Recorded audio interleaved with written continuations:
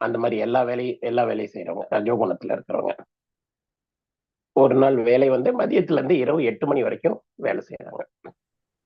இசை வந்து அவங்களுக்கு பிடிச்ச இசை ஜாஸ், ராக் மற்றும் பாப். இந்த மாதிரி ராக், பாப் இந்த மாதிரி மியூசிக் தான் கேட்கறாங்க ரஜோகுணம். தமோ குணம் வந்து ஆட்சேபிக்கத்தக்க வலைத்தளங்கள், அந்த மாதிரி எல்லா புத்தகங்களையும் படிக்கிறாங்க. எது எது பண்ணக்கூடாததோ அதை பண்றாங்க. மது, போதை பொருள் அந்த மாதிரி இதுக்கெல்லாம் அடிக்ட் ஆகும். அப்புறம் இரவு 8 மணில இருந்து அதிகாலை 4 மணி வரைக்கும் அந்த நைட்டு ஃபுல் டைம் அவங்க அந்த மாதிரி வேலை எல்லாம் செஞ்சுட்டு இருக்கிறாங்க. அப்புறம் கத்துறது. ஹரே கிருஷ்ணா.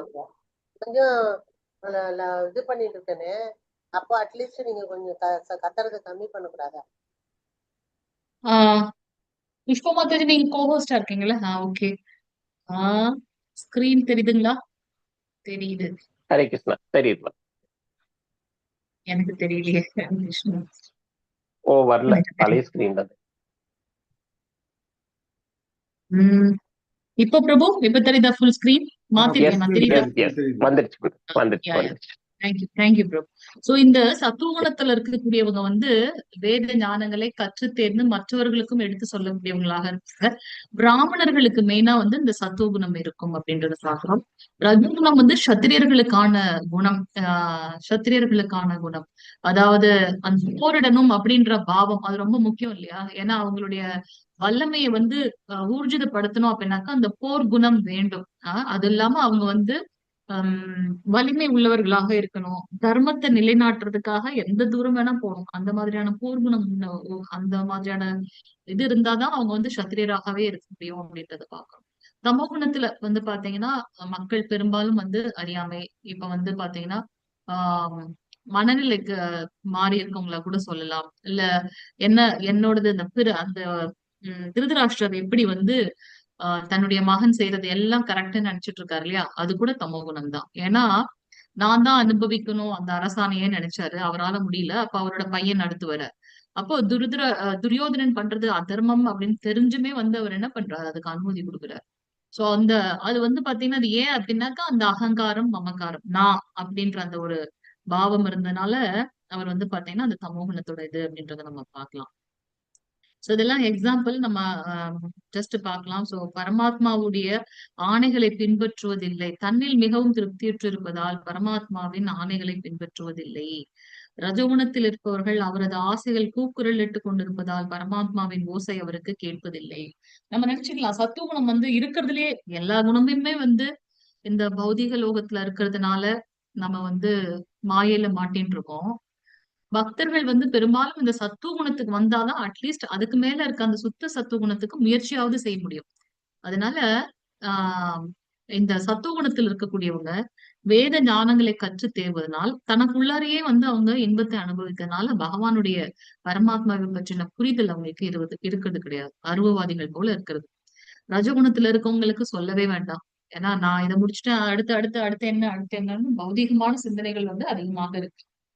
தமோகுணத்துல இருக்கக்கூடியவங்க சோம்பேறி, அறியாமையில இருக்கிறதுனால பகவானோட சப்தமே கேட்காது. அங்க சுத்தமா வந்து அங்க கேட்கும் திறனே இல்லை அப்படின்றத நம்ம பார்க்கலாம்.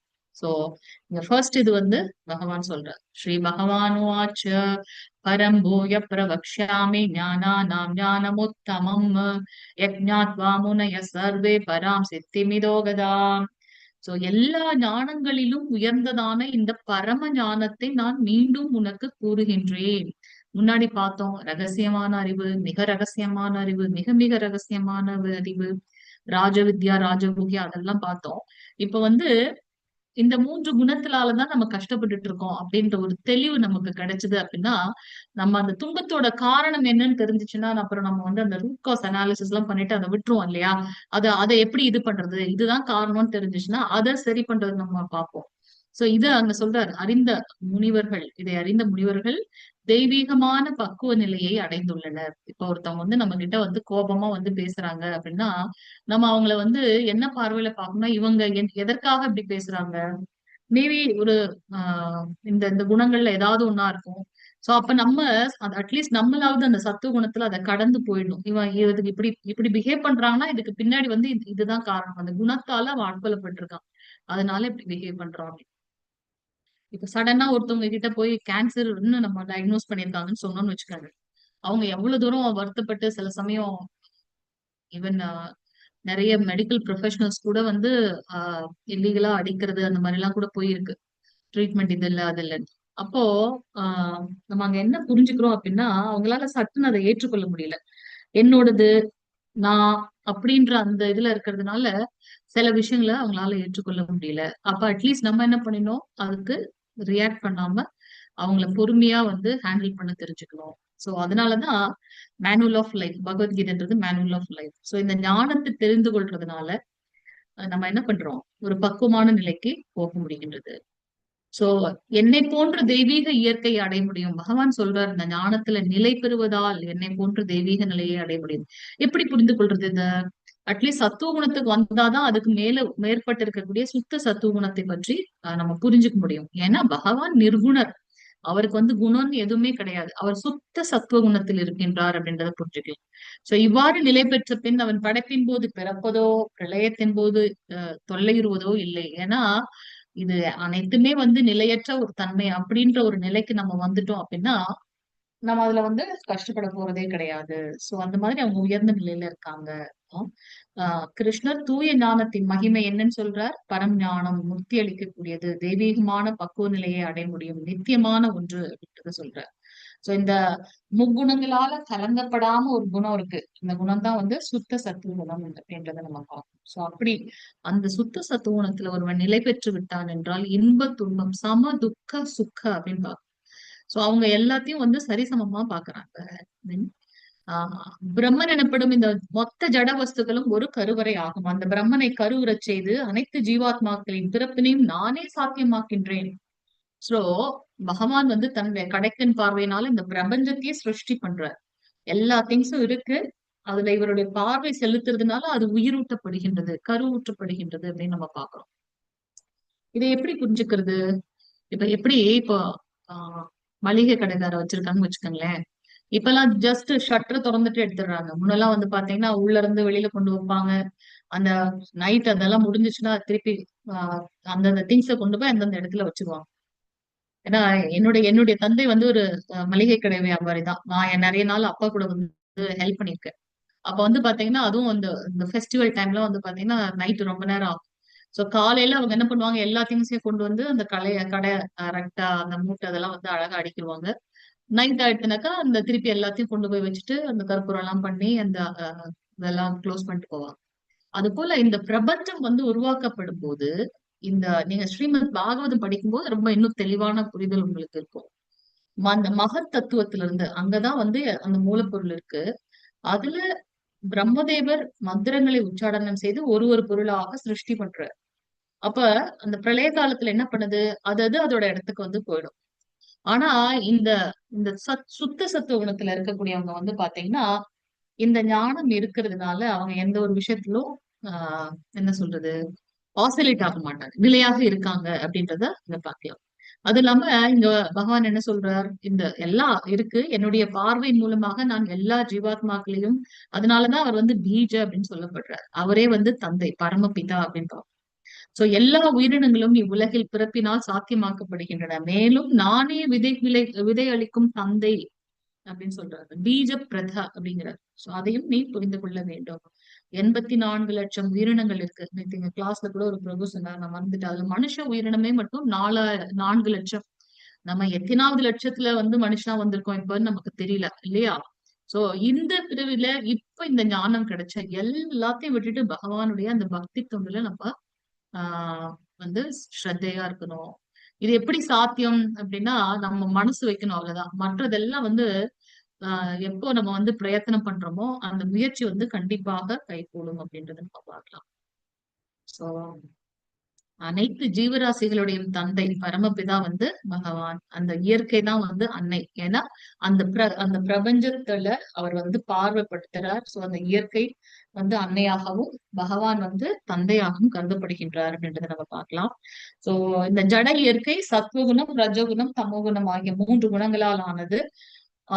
ஆக்சுவலி அந்த ஜீவாத்மா நம்ம திருப்பி ஸ்ரீமத் பாகவதத்துலதான் பிரம்மாண்டம் நம்ம நிறைய பாக்குறோம். சோ ஜீவாத்மா ரொம்ப தூய்மையா தான் இருக்கு. எப்படி மழை மேகம், கார்மேகம், அதுல இருந்து மழை தண்ணி வரும்போது அது சுத்தமா தான் மேல இருந்து வருது. ஆனா இந்த இந்த வளிமண்டலம், இந்த இந்த காற்று மண்டலம் வந்து ரொம்ப அழுக்கா இருந்துச்சு அப்படின்னாக்கா, அதை தாண்டி வரும்போது பாத்தீங்கன்னா அதோட அழுக்கை எடுத்துட்டு வரும். நீங்க பாத்திருக்கீங்களான்னு தெரியாது. ஒரு தடவை நான் ஹாஸ்பிட்டல் போகும்போது ஒயிட் கோட் போட்டு போனோம். அப்ப மழை திடீர்னு வந்துருச்சு. அந்த நேரத்துல எதுவுமே இல்ல.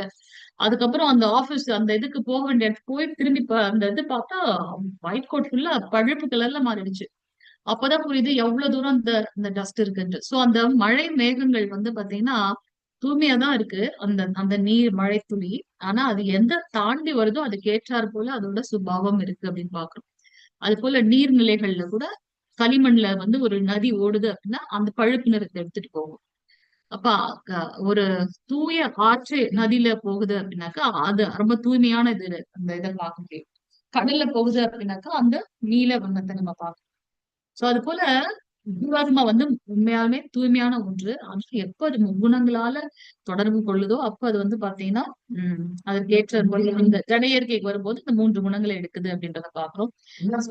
சத்வகுணம், ரஜகுணம், தமோகுணம் 3 குணங்கள்ல வந்து அது வந்து ஆதிக்கப்படுகின்றது அப்படின்றத நம்ம பார்க்கலாம்.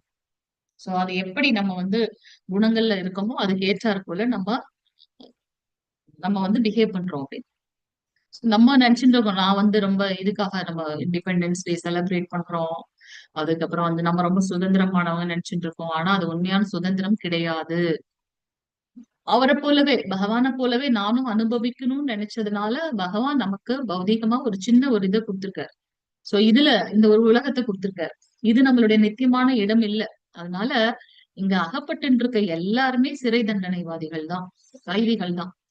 அந்த என்ன அவங்க வந்து கொஞ்சம் அதிகப்படியாக தவறுகள் செய்து அதுக்கு உண்டான கர்ம பலனை அந்த 4 இதுக்குள்ள இது பண்ணிட்டு இருக்காங்க. நம்மளும் கிட்டத்தட்ட இந்த 4 சவத்துக்குள்ளதான் இது பண்ணிட்டு இருக்கோம். இது ஒரு ஒரு வீடோ அந்த மாதிரிதான். அதுக்கப்புறம் எங்க ஒரு ஆபீஸ் போறோம், எங்கேயா அந்த மாதிரி நம்ம எல்லாருமே வந்து சிறை கைதிகள் தான் அப்படின்றத நம்ம இங்க இது பண்ண வேண்டும். ஆஹ் இது எதற்காக கொடுக்கப்பட்டிருக்கு இந்த தண்டனை? நான் அனுபவிக்கணும்னு நினைச்சேன், அதனால இங்க வந்திருக்கேன். இதை எப்படி சிறைன்னு நான் சொல்ல முடியும்? நான் ரொம்ப சுதந்திரமாக இருக்கேனே. எதையாவது நம்ம டிசைட் பண்ண முடியுமா? பிறப்பு நம்ம டிசைட் பண்ண முடியுமா? இறப்பு நம்ம டிசைட் பண்ண முடியுமா? நோய் வராம இருக்கிறது நம்ம டிசைட் பண்ண முடியும். பிரயத்தனம் வேணா பண்ணலாம். கொரோனா வந்து பேண்டமிக் வந்து உலகமே வந்து ஃபுல்லா திருப்பி போட்டுருச்சு இல்லையா? சோ முதுமை ஏதாவது நம்ம வந்து கட்டுக்குள்ள இருக்கா? எதுவுமே இல்லை. சோ நம்மளும் வந்து ஒரு சிறை கைதியாக தான் இருக்கும் அப்படின்றத நம்ம புரிந்து கொள்ள வேண்டும். சோ பாவமற்றவனே மற்றவரை விட தூய்மையானதான சத்துவகுணம் பிரகாசப்படுத்துவதாகவும். ஏன் இங்க பிரகாசப்படுத்தப்படுகின்றது? ஏன்னா அந்த நம்மளே இப்ப பார்த்துருக்கலாம். கிட்டத்தட்ட நம்ம இன்னைக்கு 27வது நாள், ஏற்கனவே ஒரு 18 நாள், சோ 45 நாள் கிட்டத்தட்ட நம்ம இருந்திருக்கோம். ஏதாவது பிஹேவியர் சேஞ்ச் இருக்கா? நமக்குள்ள ஏதாவது சேஞ்சஸ் இருக்கா? கண்டிப்பாக ஏதாச்சும் ஒண்ணு நம்ம வந்து ஏதோ ஒண்ணு வந்து நம்மள வந்து பெர்ப்ளெக்சிங்கா இருக்கும் கண்டிப்பா. சோ அதனால இந்த சத்துவ குணத்துல இருக்கவங்க எப்பொழுதும் வேத ஞானத்தை வந்து படிச்சு தெரிஞ்சுட்டே இருக்கிறதுனால சுத்தமான அந்த வேத ஞானத்துல என்ன சொல்லப்பட்டிருக்கோ அது போல சாஸ்திரங்களை சொல்லப்பட்டது போல அவங்க வந்து வாழ்க்கை நடத்துறதுனால எந்த ஒரு கலங்கங்கள் பௌதிகமான காம, குரோத, லோபம் கண்டிப்பாக அது இருக்கும். பட் கம்பேரிட்டிவ்லி ரஜகுணம், தமோகுணம் இங்க கம்மியா இருக்கு. அதனால அவங்க எப்பவும் பிரகாசமா இருக்காங்க. அவங்க வந்து எல்லா பாவ விளைவுகளிலிருந்தும் இருந்தும் அந்த அந்த சத்துவ குணமானது மற்ற பாவ விளைவுகள் இருந்து அவங்கள விடுவிக்கும். ஏன்னா ஃபார் எக்ஸாம்பிள் புலால் உண்பதை தவிர்க்கணும். அது சாஸ்திரத்தை சொல்லப்பட்டிருக்கு. அவங்க சாப்பிட மாட்டாங்க. அப்போ அதன் மூலமாக வரக்கூடிய கர்ம பலன் இல்லையா? நான் இன்னைக்கு அதை கொண்டு நான் சாப்பிடுறேன் அப்படின்னா அந்த பாவத்தை போக்குவதற்காக அடுத்த ஒரு பிறவி, அப்ப அதை நான் எதை கொண்டு சாப்பிட்டேனோ அது என்னை வந்து கொண்டு சாப்பிடும். அந்த அளவுக்கு நானும் இறங்கி இது பண்ணுவேன். சோ இந்த பாவ விளைவுகள் வந்து நம்மளை விடுவிக்கக்கூடியது என்ன அப்படின்னு பாத்தீங்கன்னா சத்துவம். சோ இந்த குணத்துல இருக்கக்கூடியவங்க இன்பத்தின் தொடர்பினாலும் ஞானத்தின் தொடர்பினாலும் பந்தப்படுத்திருக்காங்க. எப்படி அப்ப நல்ல விஷயம் தானே இது? அப்புறம் இது எப்படி வந்து பௌதீகமாக அந்த குணத்துல வந்து உள்ள இருக்கு அப்படின்னா, இதுல வந்து நம்ம நினைச்சுக்கலாம், நான் பெருசா எல்லா ஞானத்தையும் தெரிஞ்சு வச்சிருக்கேன், என்கிட்ட யாராவது போட்டு அந்த கர்வம் கொஞ்சம் வந்தாலும் போச்சு. பகவான் கோபிஜன வல்லப, கோபியர்களுக்கு மிகவும் பிரியமானவர் இல்லையா? அவங்கதான் வந்து உயர்ந்த பக்தர்கள் அப்படின்னு பாக்குறோம் கோபியர்கள். அப்ப அப்படிப்பட்ட கோபியர்கள் கூட இந்த ராசலீலை நடக்கும்போது அத்தனை பேரும் நினைச்சிருந்தாங்களாம், பகவான் ஏன் கூட தான் டான்ஸ் ஆடுறாரு, ஏன் கூட தான் டான்ஸ் ஆடுறாருன்னு ஒவ்வொருத்தரும் நினைச்சாங்க. அவங்களுடைய அந்த பாவம் வந்து அந்த அகங்காரம் உடனே பகவான் காணாம போயிட்டாரு அந்த இடத்துல இருந்து. எல்லாருமே பித்து பிடிச்சது போல ஆயிட்டாங்க. ஒரு கோபி வந்து பூத்தனா மாதிரி ஆக்ட் பண்றாங்க, இன்னொரு கோபி வந்து இன்னொரு அசுரன் போல. சோ கிருஷ்ணருடைய அத்தனை லீலைகளும் அவங்க வந்து டிபிக் பண்ண ஆரம்பிச்சாங்க. சோ இதுல நம்ம என்ன தெரிஞ்சுக்கிறோம் அப்படின்னா, அந்த அகங்காரம் இருக்கக்கூடாது. ஏன்னா அந்த சத்துவகுணத்துல இருக்கும்போது நம்ம என்ன நினைச்சுக்குவோம், ஈவன் நம்ம கூட சின்னதா பக்தி பண்ணலாம். அப்பா நான் இன்னைக்கு 16 ரவுண்ட்ஸ் முடிச்சிட்டேன், என்னால இத்தனை பக்தர்கள் வந்துட்டாங்க, இங்க பாருங்க நான் எவ்வளவு சேவைகள் பண்றேன். ஆஹ் கருணை, பகவானுடைய கருணை எனக்கு நிறைய இருக்கு. ஆக்சுவலா வந்து அந்த ஜீவாத்மாக்கு இந்த வார்த்தையின் மூலமாக எப்படி வில்வமங்கல தாக்கூரோட கதையை பார்த்தோம். சூடாமணி சொன்ன அந்த ஒரு வார்த்தை, இவ்வளவு முயற்சி பண்ணி வந்திருக்கியே, இந்த ஸ்ரத்தைய நீ வந்து பகவான் மேல வச்சிருந்தா இந்நேரம் கடை தேறி இருப்பாய், வீடு பேரு கிடைச்சிருக்கும், உனக்கு முக்தி கிடைச்சிருக்கும் அப்படின்னு சொன்னாங்க. அந்த வார்த்தை அது வந்து அந்த ஒரு சின்ன வார்த்தையை ஏற்படுத்தின மாற்றம். கட்வாங்க மன்னர் அப்படின்னு ஒருத்தர் இருந்தார். அவர் வந்து தேவர்களுக்காக எல்லாம் வந்து அந்த மனித இதா இருந்தாலுமே, பூலோகத்துல இருந்தாலுமே தேவர்களுக்காக அந்த லோகம் போய் போர்லாம் புரிஞ்சுட்டு வருவாராம். அப்ப அந்த அளவுக்கு உயர்ந்த லெவல்ல இருந்திருக்காங்க இந்த பூலோகத்துல இருந்த மக்கள். அப்ப தேவர்களோட அவங்க போர்லாம் இந்த ஆயுள் கணக்கும் தேவலோகத்து கணக்கும் வந்து நிறைய வித்தியாசங்கள். நம்ம தான் வந்து நம்மளுடைய ஆஹ் பூலோக கணக்கு வந்து ரொம்ப அதிகமா இருக்கும், அவங்களுக்கு ரொம்ப குறைவாக இருக்கிற மாதிரி இருக்கும்.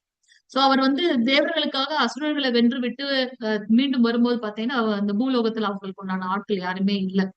ஏன்னா நிறைய தலைமுறைகள் கடந்து விட்டாயிடுச்சு. அப்ப அவர் வந்து கேட்கிறார் தேவர்கள் கிட்ட, ஏதாவது வரம் கேளுங்கன்னு தேவர்கள் கேட்க அப்ப சொல்றாரு, எனக்கு அதெல்லாம் ஒண்ணும் வேண்டாம், எனக்கு இன்னும் வாழ்நாள் எத்தனை இருக்கு அப்படின்னு கேக்குறாரு. அவர் வந்து உம் ஆஹ் இல்ல வேற ஏதாவது வரம் கேளுங்கன்னு சொல்றாங்க. ஏன்னா தேவர்களுக்காக உதவி பண்ணிருக்காங்க இல்லையா, அப்ப அவங்களுக்கு ஏதாவது பலன் வேணும் இல்லையா. பலஸ்ருதி நம்ம சொல்றோமே அது போல கேக்குறாரு. அதுக்கு வந்து அவங்க சொல்றாங்க, இல்ல எனக்கு வந்து கடைசி இன்னும் எவ்வளவு நாள் என்னுடைய வாழ்நாள் இருக்கு, அப்போ நான் வந்து பக்தி தொண்டு பண்ணணும் அப்படின்னு. சோ க்ஷணம் நேரம், அந்த 48 நிமிஷம். சோ உடனே என்ன பண்றார், இந்த 48 நிமிஷத்துல பகவானுக்காக பக்தி தொண்டு பண்றாரு அப்படின்றத நம்ம பார்க்கிறோம். சோ நம்ம இங்க என்ன இது பண்றோம் அப்படின்னாக்கா, அந்த சத்துவகுணத்தில் இருக்கக்கூடியவங்க அந்த நான் பெரிய ஆளு அப்படின்ற அந்த ஒரு இல்ல எதுக்காக இப்ப இந்த கதையை சொன்னேன் நான் இப்ப. ஹரே கிருஷ்ணா. மாதாஜி பிரபுஜி இருக்கீங்களா லைன்ல? கேக்குதா நான் பேசுறது? கேக்குறது மாதாஜி. நீங்க கட்வாங்க மகரிஷி எதுக்கு சொன்னீங்கன்னு தெரியல, ஆனா மத்ததுக்கெல்லாம் அகங்காரத்தை பத்தி பேசுறச்ச கட்வாங்க முனிவரை பத்தி பேசுறீங்க. அதாவது சத்துவ குணத்துல வந்துட்டு எவ்வளவு இதுவா இருப்பாங்க, எவ்வளவு நாள் இருக்கு அப்படின்னு சொல்லிட்டு கேட்கிறாரு அப்படின்ட்டு.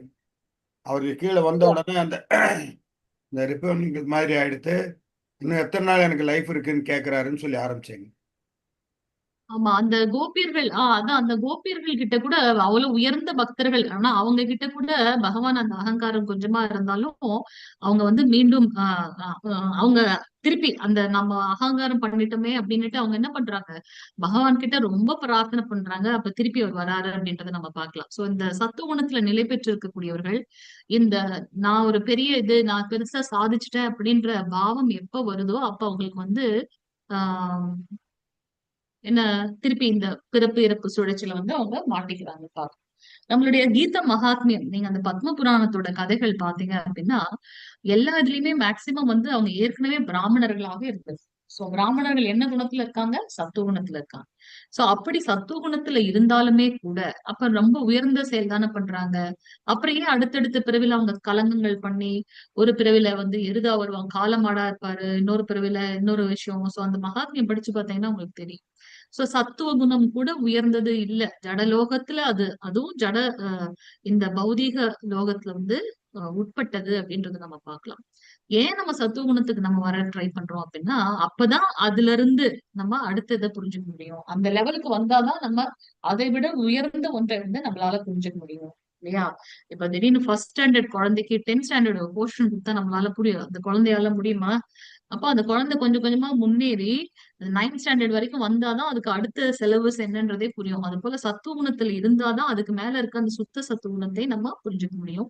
இதுவும் அந்த பௌதீக லோகத்துல வந்து மாயைக்கு உட்பட்டது. ஏன் அப்படின்னா, நான் பெருசா பண்ணிட்டேன் அப்படின்னு எப்ப அந்த கர்வம் நமக்கு வருகின்றதோ அப்ப அதனால வீழ்ச்சி வருகின்றது. சோ அப்ப பிறப்பு இறப்பு சுழற்சி வருது. அதனாலதான் சத்துவ குணமும் வந்து ஆஹ் இந்த குணங்களுக்கு உட்பட்டது அப்படின்றத நம்ம பார்க்கலாம். ஓகே. அடுத்தது வந்து பாத்தீங்கன்னா ரஜோகுணம். நம்ம 2வது அத்தியாயத்திலேயே பார்த்தோம். ஒருத்தனோட வீழ்ச்சிக்கு என்ன காரணம்னு அர்ஜுனன் கேட்கிறாரு. அப்ப பகவான் என்ன சொல்றார்? உன்னுடைய அந்த உன்னுடைய இல்ல, ஜெனரலா அந்த காம இச்சை அது எதுல இருந்து ஆரம்பிக்குது? ரஜோகுணத்துல இருந்து ஆரம்பிக்குது அப்படின்னு. நம்ம பார்த்தது நம்மளே நம்மள அனலைஸ் பண்ணிக்கலாம். நான் வந்து இப்ப மொத்தமா நமக்கு ஒரு எல்லா குணங்களும் நமக்குள்ளார இருக்கு. காலையில இருந்து சாயந்தரத்துக்குள்ள நம்ம எல்லா குணத்தையுமே வெளிப்படுத்துறோம். அதோட கலவைகளையும் வெளிப்படுத்துறோம். ஆனா ப்ரிடாமினண்டா ஒண்ணு இருக்கும். என்னால கண்டிப்பா அந்த விஷயங்கள பண்ண முடியாது. மேபி இந்த சத்திரியர்கள் மாதிரி அந்த போர் குணம் எனக்கு கிடையாது. ஆர் மேபி எப்பவுமே வந்து அந்த சிலர்லாம் வந்து என்னதான் இது பண்ணாலும் அவங்க அத விட்டு வெளியில வரவே மாட்டாங்க. அந்த அந்த அந்த ஒரு ஒரு சோம்பேறித்தனம் அது நமக்கு வந்து ஃபெடப் ஆயிடும். அப்பா என்னடா இது? அந்த லெவலுக்கு நம்ம போகவே மாட்டோம். அப்ப என்ன அந்த 3 குணங்களும் குணங்களோட கலவையும் இருந்தாலும் ஒருத்தரை வந்து இவங்க இந்த குணம் அப்படின்றத நம்ம இது பண்ணிக்கலாம். சோ இந்த ரஜகுணத்துல இருக்கக்கூடியவங்க வந்து என்ன பண்றாங்க அப்படின்னாக்கா நிறைய ஒரு ஒரு ஒரு விஷயம் முடிச்சுட்டா அதோட சாட்டிஸ்ஃபை ஆக மாட்டாங்க. அது வந்து அடுத்து என்ன இந்த பேராசை அந்த பேராசை இருக்கிறதுனால இப்ப நமக்கு வந்து ஓகே நம்ம இருக்கிறதுக்காக ஒரு சொசைட்டில இருக்கோம். ஓகே நமக்கு ஒரு வீடு வேணும். அப்ப நமக்கு ஏத்த மாதிரி என்ன நம்மளோட பட்ஜெட் எவ்வளவோ அதுக்குள்ள பண்ணலாம் இல்லையா? நம்ம என்ன பண்ணுவோம்? என் கூட வேலை பாக்குறவங்க இவங்க இதை வச்சிருக்காங்க, அவங்க அதை வச்சிருக்காங்க. சோ அதுக்கு ஏத்த மாதிரி நம்மளா அவங்களே நினைக்கலனாலும் நம்ம சொல்றோம்ல 3 விதமான கிளேஷங்கள் அதிஆத்மிக, அதிபௌதிக, அதிதெய்வீக.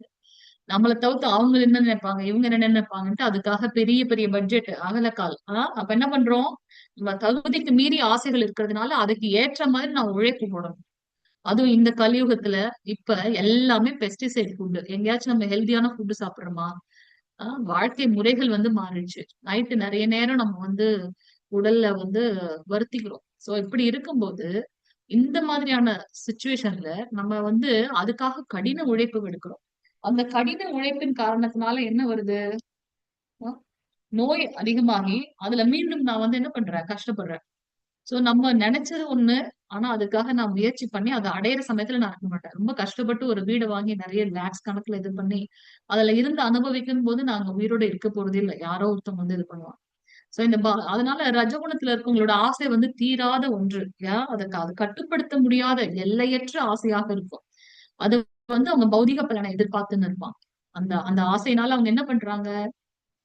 எனக்கு அந்த ஆசை இருந்துட்டே இருக்கிறதுனால நான் மீண்டும் மீண்டும் மீண்டும் மீண்டும் இந்த பௌதிக லோகத்துல வரேன் அப்படின்றத நம்ம பார்க்க முடியுது. ஓகே. சோ ரஜகுணம் எல்லையற்ற ஆசைகள், கடின உழைப்பு, அது இல்லாம மற்ற கணவனுக்கும் சாரி ஆணுக்கும் பெண்ணுக்கும் இடையிலான கவர்ச்சி, தவறான விஷயங்களுக்கு போகக்கூடிய இதெல்லாம் ரொம்ப அதிகமாக இருக்கு. தமோகுணம் என்ன? இந்த இதுல என்னென்னலாம் பாக்குறீங்க? இந்த ஒரு பிக்சர் தெரியுதா? இமேஜ் தெரியுதா எல்லாருக்கும்? இமேஜ் தெரியுதா இதுல? தெரியுது. இந்த இது ஓவராலா பார்க்கும்போது என்ன தெரியுது? எல்லாம் வில்லத்தனமா இருக்கிறாங்க. கோவமா இருக்காங்க. கோபம் வேற. பணமா இது என்ன பொன் மூட்டையா என்னன்னு தெரியல. அதை கட்டி பிடிச்சிட்டு இருக்காங்க. ஓகே. பொறாம. அதனால என்னன்னு தெரியுது? ஆமாம். அவங்க ஆசை கண்ணுல ஓகே. தெரியுது. ஆசை கண்ணுல தெரியுது. ஓகே. ஆசை கண்ணுல அந்த தெரியுது. அவர் கூட பொறாம பக்கத்துல இருக்கவரோட பாவம் எப்படி இருக்கு? இவனை எப்படி 3 ஏமாத்தி இது குணத்தவரும் இருக்காங்க. சத்துவகுண பீப்புள், Yes. எல்லாம் அவரே சாத்விக். அவரே ஹரிஓம். ஏமாத்தி கரெக்ட். எடுத்துட்டு போலாம். கரெக்ட். ஹரே கிருஷ்ணா பிரபு. தேங்க்யூ. நான் அதுக்குதான் வந்திருந்தேன். ஓகே. இந்த 3 குணத்துல இருக்கவங்களையும் நம்ம பார்க்கலாம். சத்துவ குணத்துல இருக்கக்கூடியவங்க சாஸ்திரத்துல சொல்லப்பட்டது போல நடக்கிறாங்க இல்லையா? சத்துவ குணம். இந்த ரஜகுணத்துல இருக்கக்கூடியவங்க மீண்டும் மீண்டும் என்ன அதுக்காக வந்து ஒருத்தவங்களை கொலை கூட பண்ணிட்டு இப்ப எல்லாம் அந்த மாதிரிதான் இருக்கு இல்லையா? மற்ற நம்மளுடைய சுய இன்பத்துக்காக நம்ம எந்த அளவுக்கு போறதுக்கும் துணிந்துட்டோம் இல்லையா? அந்த மாதிரி விஷயங்கள் இருக்கு. அதுக்கப்புறம் வந்து ஆஹ் தமோகுணம். தமோகுணத்துல வந்து பாத்தீங்கன்னா நான் சந்தோஷமா இருக்கணும் அவ்வளவுதான். நான் நல்லா சாப்பிடணும். நான் நினைச்சுக்கிறேன் அது நல்ல சாப்பாடு அப்படின்னு சொல்லிட்டு. ஆனா எவ்வளவு பெரிய பாவத்தை நம்ம பண்றோம்னு தெரிய மாட்டேங்குது. சோ மத்தவங்களை கொன்னு அதுல வந்து சுகம் அளிக்கிறது. மனைவி கிட்ட வந்து உண்மையா இல்லாம இன்னொரு பெண்ணை வந்து பாக்குறது. நிறைய பொருளாசை கொள்றது இல்லையா?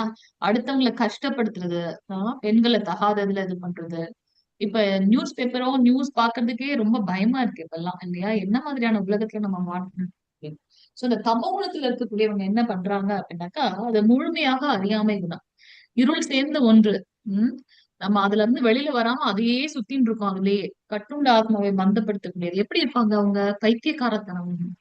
அதுக்கு அது பைத்தியக்காரத்தனம்னா உடனே இந்த மனநிலை பாதிக்கப்பட்டதுன்னு இல்ல, பிரேமை அதுவும் இருக்கு. ஏன்னா அவங்களுக்கு தெரியவே இல்லை என்ன என்ன நம்மளை சுத்தி சுத்தி நடக்குன்றதே தெரியல.